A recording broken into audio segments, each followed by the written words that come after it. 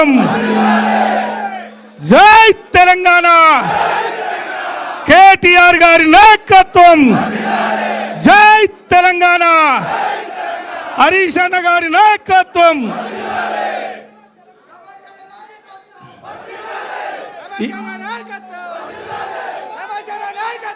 ఈరోజు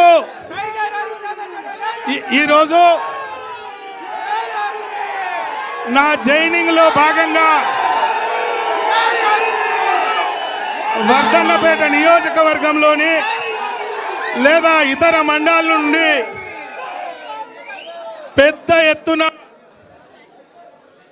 తరలి వచ్చిన పార్టీ శ్రేణులకు, ఉద్యమకారులకు,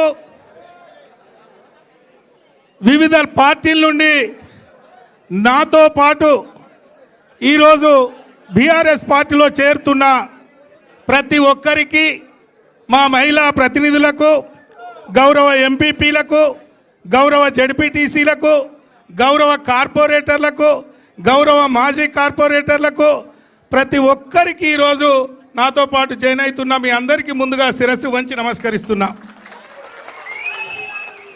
మరి ఈ కార్యక్రమ ముఖ్య అతిథులు పెద్దలు రామన్న గారు మరి ఎప్పుడు నన్ను ఒక తమ్మునిగా గత 12 సంవత్సరాలు 13 సంవత్సరాలుగా ఒక తమ్మునిగానే నన్ను అన్ని విధాలుగా సహకరించిన మా రామన్న గారికి, మరి వేదిక పైన ఉన్న పెద్దలు హరీష్ అన్న గారు ప్రజా జీవితంలో, నియోజకవర్గ అభివృద్ధిలో, ప్రజల కష్టసుఖాల్లో, అడ్మినిస్ట్రేషన్లో ఒక శాసనసభ్యులు ఏ విధంగా ఉండాలని నిత్యం ఎప్పుడూ నన్ను అలర్ట్ చేసిన మా హరీష్ అన్న గారికి, మరి పెద్దలు గౌరవనీయులు మా అన్నగారు పోయినప్పటి నుండి ఏంద్ర తమ్మి ఎప్పుడొస్తావు అని మరి నన్ను ఈ ఇంటికి తీసుకొచ్చిన మా దయన్న గారికి, గౌరవ మంత్రివర్యులు సత్యవతక్క గారికి, గౌరవ పెద్దలు మరి పల్లా రాజేశ్వరన్న ఎక్కడ కలిసినా ఎట్టి పరిస్థితులను రిటర్న్ రావాల్సిందే అని నాకు స్వాగతం పలికిన మా రాజేశ్వరన్న గారికి, గౌరవ పెద్దలు ఎమ్మెల్సీ గారు, మరి వారు ఎమ్మెల్సీగా నేను ఏ పని అడిగినా ఎప్పుడైనా మా ప్రజాప్రతినిధులకు మరి వారి నిధులు కానీ అన్ని విధాలుగా సహకరించిన మా సీనన్న గారికి, మా జిల్లా అధ్యక్షురాలు జ్యోతక్క గారికి, లలితక్క గారికి, వెంకన్న గారికి, బాలమల్లన్న గారికి, ఇంకా చాలామంది వేదిక పైన ఉన్న పెద్దలకు అందరికీ కూడా నేను పేరు పేరున శిరస్సు వంచి నమస్కరిస్తూ, మా పత్రికా మిత్రులకు కూడా నేను పేరు పేరున నా యొక్క నమస్కారం.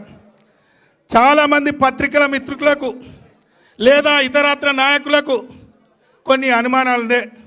మరి రమేష్ అన్న ఒక బీఆర్ఎస్ పార్టీలో ఒక కుటుంబ సభ్యునిగా మరి ఉండేవాడు, ఎందుకు పార్టీ మారాడు మరి అందరికీ కొంత ప్రశ్నకరంగానే ఉండే. దయచేసి ఈరోజు మాట్లాడాల్సిన అవసరం ఉంది. మీ అందరినీ చూస్తుంటే, మరి ఈ పెద్దల్ని చూస్తుంటే నాకు ఒక ఫీలింగ్ వస్తుంది. చిన్నప్పుడు ఎవడన్నా పిల్లగాడు ఇంటి నుంచి తప్పిపోతే గాయి తిరిగి ఇంటికి వస్తే ఎంత సంబరం ఉంటుందో తెలుసా?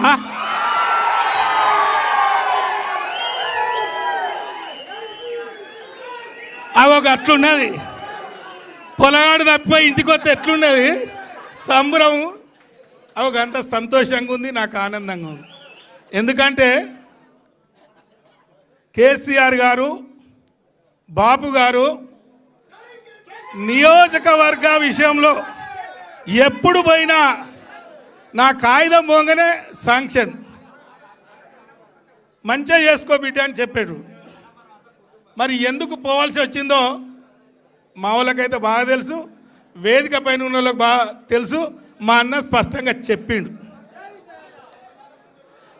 వరంగల్ జిల్లాలో అనేక మంది మీద బురద చల్లి రాజకీయంగా ఎదగకుండా చేసిన మహానుభావుడు కడియం శ్రీహరి గారు.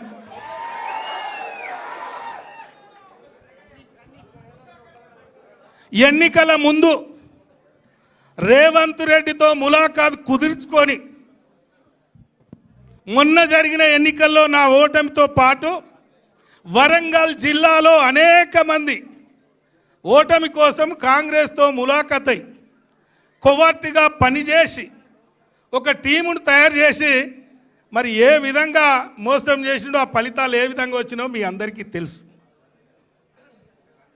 మరి ఇలాంటి దుర్మార్గులు ఉన్న పరిస్థితిలో పార్లమెంటు ఎన్నిక సందర్భంగా మేము ఒక నాయకుని శిక్షణతో ఒక క్రమశిక్షణంగా పనిచేసి రాజకీయాల్లో గ్రామాల్లో ప్రజల అభిమానాలు, కార్యకర్తల అభిమానాలు, నాయకుల అభిమానాలను మేము కొనియాడినాం, పొందినాం. అలాంటి వాళ్ళ మీద బురద జల్లి 1,00,000 మెజార్టీ ఎట్లా ఓడిపోయిండు, ఏం జరిగింది అని పెద్దలకు చెప్పి ఏదో చేసి తన సొంత బిడ్డ కోసం మరి టికెట్ ఆశించి ఆయన వేసుకున్న ప్లాన్ ఎన్నికల ముందు రేవంత్ రెడ్డి గారితో ఏదైతే కుదుర్చుకున్నాడో అది పూర్తి చేసుకొని ఆ పని అయినాక మళ్ళీ తిరిగి మరి ఆ పార్టీలో చేరిన పరిస్థితి మీ కళ్ళ ముందు ఉంది.